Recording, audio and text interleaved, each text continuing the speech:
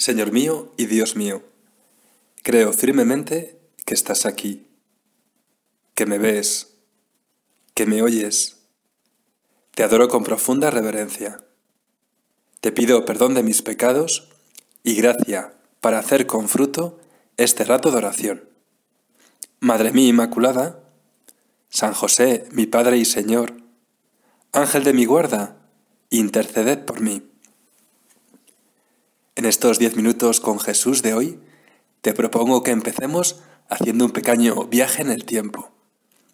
Podemos retroceder 21 siglos y nos desplazamos hasta Jerusalén.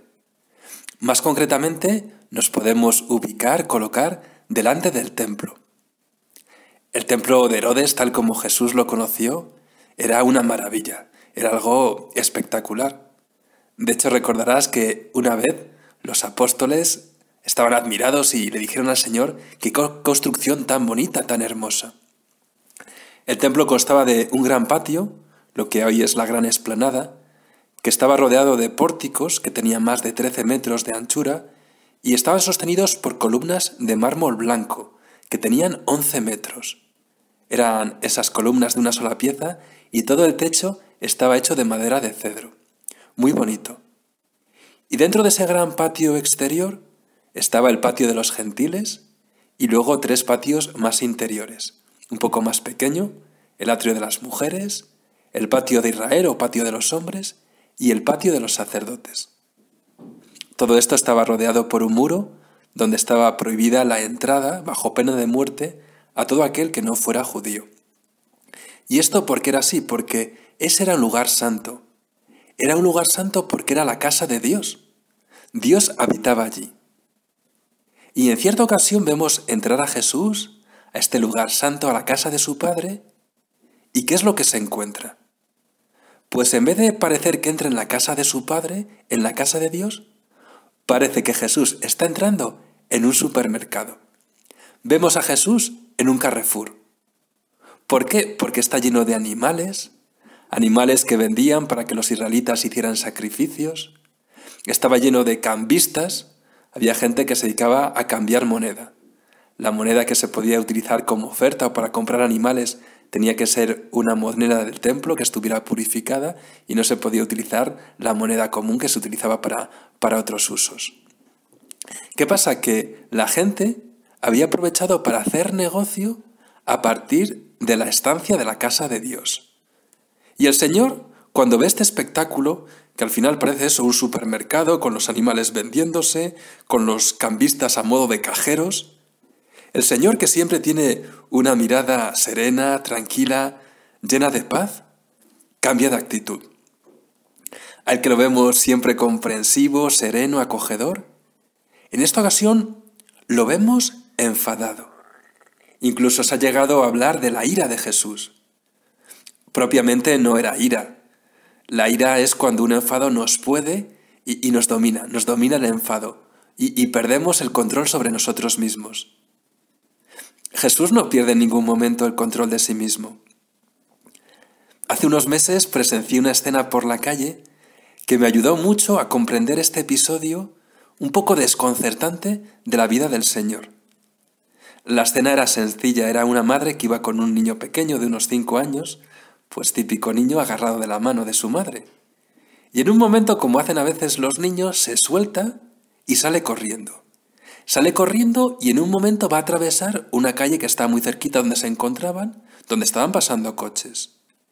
Y viendo el peligro que corría el niño, que iba a cruzar la calle sin mirar, en ese momento la madre pegó un grito que dejó al niño paralizado en el sitio, congelado. Y yo pensé, ¿qué ha pasado? ¿Que esta madre, le ha entrado un ataque de ira? Pues no. Simplemente esa reacción tan fuerte era necesaria para que su hijo comprendiera el peligro al que se enfrentaba, el peligro que se encontraba en ese momento.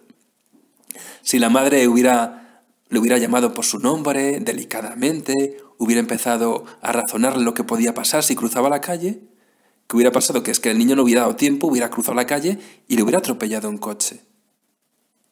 Y ya te digo que esta escena que presencié me ayudó a entender la reacción de Cristo porque me parece que es igual.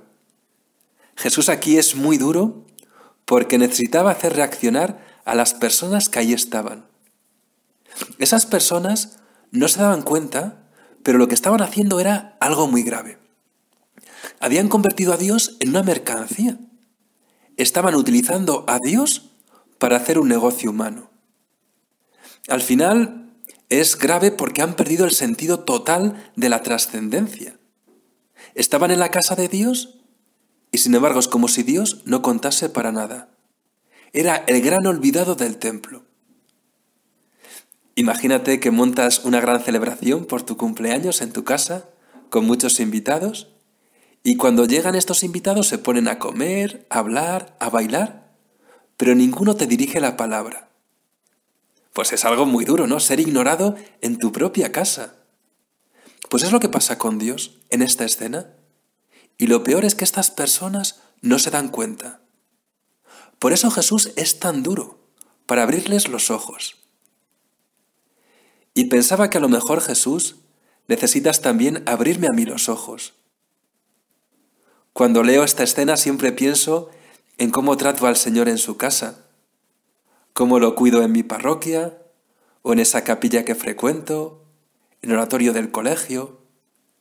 ¿No me pasa a mí un poco lo mismo? Ocurre en una boda, en una primera comunión, en la misa del domingo. Entro en la iglesia y a lo mejor más que la casa de Dios, donde vamos a encontrarnos con Él, donde vamos a visitarle, donde vamos a abrirle nuestro corazón, se parece más a una plaza o a un parque en el que nos encontramos entre nosotros y charlamos amigablemente. No sé, a veces sin ser muy conscientes, estamos pendientes de todos menos de Jesús. Y acaba siendo el gran ignorado en su propia casa. ¿Cuánto ayuda el ejemplo del recogimiento? A lo mejor has entrado alguna vez en una iglesia que tienen adoración permanente con el Santísimo o lo tienen un rato expuesto. Hay gente en silencio, gente rezando o mirando fijamente a Jesús en la custodia. Y cuando entras te encuentras una atmósfera que te lleva a ti también a rezar y que te hace muy fácil conectar con Él. Y es fácil que le abras tu alma, que le cuentes tus cosas. Ese clima te lo facilita. Sin embargo, Jesús, que está igualmente presente en el sagrario, cuando entramos a una iglesia, pues tantas veces no vivimos como ese ambiente de recogimiento. Cuando vivía en Roma, me da un poco de pena cuando entraba en la Basílica de San Pedro, que va a visitar tantísima gente, que siempre está llena, porque me daba sensación que en esa iglesia tan bonita que es el centro de la cristiandad, para muchas personas Jesús era el gran olvidado. Había gente contemplando la basílica, que es preciosa, admirándola, hablando, comentando, pero la capilla del Santísimo, donde estaba Jesús, donde estaba el dueño de la casa, muy poca gente se acercaba. Al Señor, ni mu. A lo mejor has experimentado alguna vez la sensación de vacío, que te han hecho el vacío, voluntaria o involuntariamente. Pienso que es de las cosas que más pueden hacer sufrir a una persona. Pues por desgracia tantas veces, sin darnos cuenta, podemos hacer el vacío a Jesús en su propia casa. Pienso, por ejemplo, en esos minutos en los que le tenemos en nuestro corazón después de comulgar. Son unos minutos para hablarle, para darle gracias.